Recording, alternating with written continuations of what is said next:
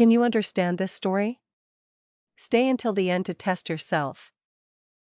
Emma walks into the library. The library is big and quiet. She sees many books on the shelves. Emma walks to the front desk. A librarian sits behind the desk. "Hello, can I help you?"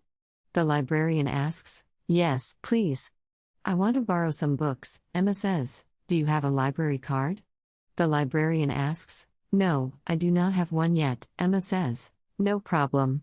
I can make one for you now," the librarian says. Emma gives her name and address. The librarian types on the computer. "Here is your new library card," she says. Emma takes the card and smiles. "Thank you very much," she says. "Now, what kind of books do you like?"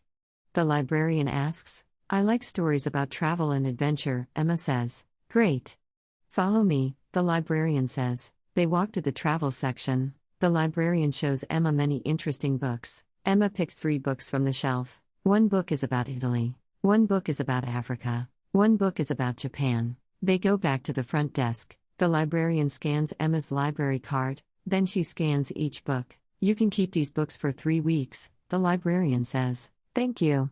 I will read them quickly," Emma says. Emma puts the books in her bag. She waves goodbye to the librarian. Emma walks home with a big smile. She cannot wait to read her new books.